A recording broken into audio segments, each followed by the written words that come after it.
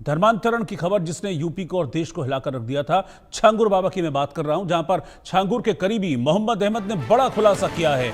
कहा है कि छांगुर का मुख्तार से कनेक्शन हो सकता है, ये मोहम्मद अहमद कह रहा है।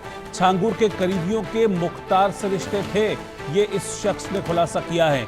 मुंबई से दुबई तक अवैध धर्मांतरण का ये काम चल रहा था, जिसको छांगुर बाबा नाम का ये शख्स चला रहा था। छांगुर बाबा नाम से ये लोगों के बीच जाना जाता था, लेकिन इसका असली नाम जमालुद्दीन है। और आप देखिए कि कैसे इसने पहले अपना नाम बदला ताकि अपनी पहचान छिपा सके, और फिर उसके बाद हिंदू लड़के लड़कियों के धर्म परिवर्तन की फैक्ट्री ये चला रहा था। अभिषेक सिंह हमारे संवाददाता इस वक्त साथ में जुड़ रहे हैं बलरामपुर से।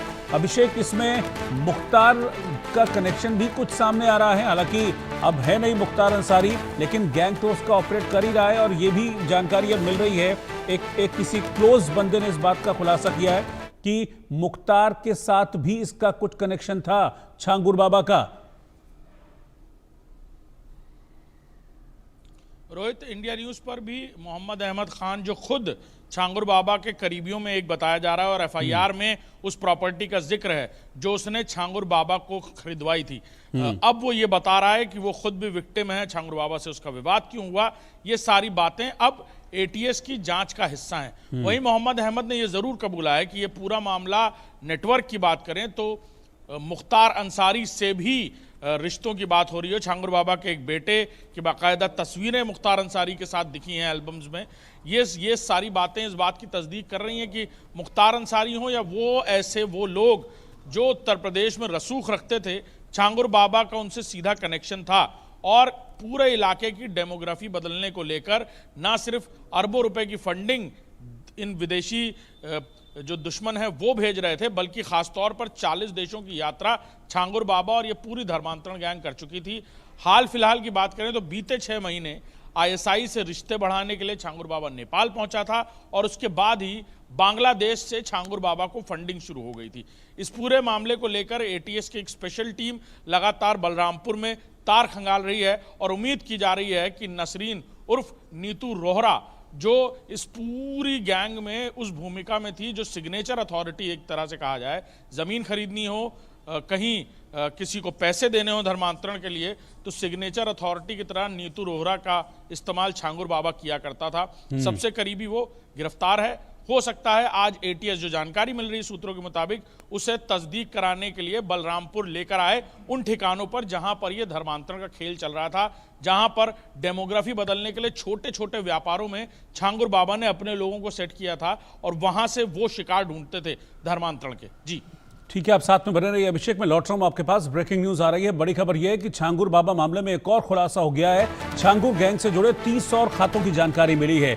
10 साल के पूरे लेन देन का ब्यौरा अब ईडी की टीम जुटा रही है कि इन 30 खातों में पिछले 10 साल में कहां से पैसा आया, कहां गया और किन मदों में खर्च हुआ। ईडी ने संबंधित बैंकों से लेन देन का पूरा पिछले 10 सालों का स्टेटमेंट मांगा है। इसके अलावा मैं आपको बता दूं कि एटीएस ने भी 100 करोड़ के लेन देन का खुलासा किया था।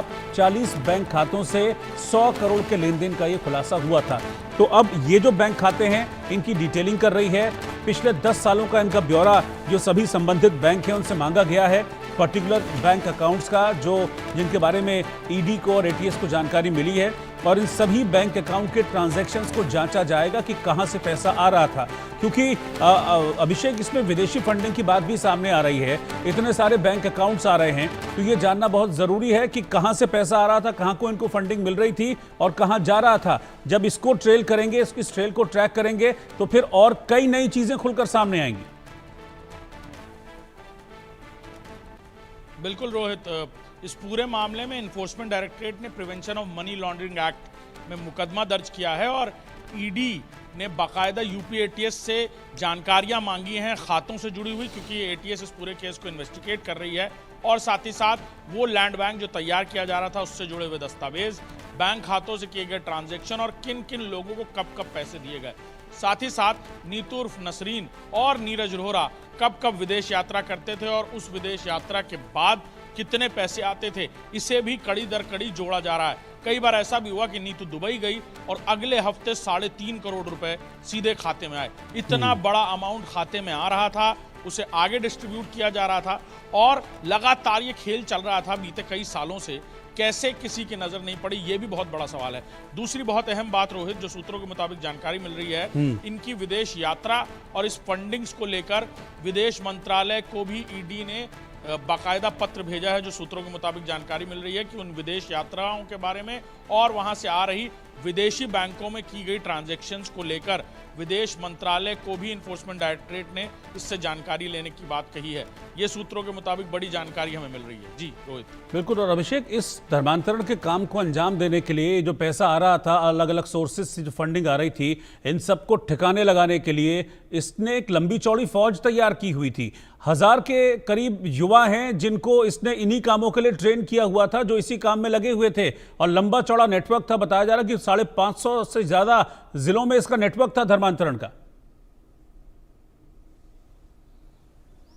बिल्कुल, देश के अलग अलग राज्यों में, और साथ ही साथ एक युवाओं की जो ज़्यादा पढ़े लिखे नहीं और थोड़ा सा उन्हें ब्रेन वॉश करना आसान है, पैसे का लालच देकर उनसे कुछ भी कराना आसान है, ऐसे लोगों को इसने पूरी तरह ब्रेन वॉश किया था और एक अपनी करीबी ऐसे नौजवान लड़कों की टीम तैयार की थी जिन्हें ये सीधे तौर पर कहता था कि जाओ किसी ऐसी लड़की से शादी करो जो तुम्हारे धर्म की ना हो और मुझसे पैसे लो। सीधे तौर पर उन्हें ऑफर था इस लालच का, और 15 से 20 लाख रुपए तक उन्हें दिए जाते थे। तो बड़े तादाद में लव जिहाद कराने के लिए भी छांगुर बाबा ने कई सारे लोगों का इस्तेमाल किया। कई सारे नौजवानों ने एक नहीं दो शादियां की और फिर उनका धर्म भी परिवर्तित कराया गया। ठीक है अभिषेक, बहुत शुक्रिया आपका इस जानकारी के लिए।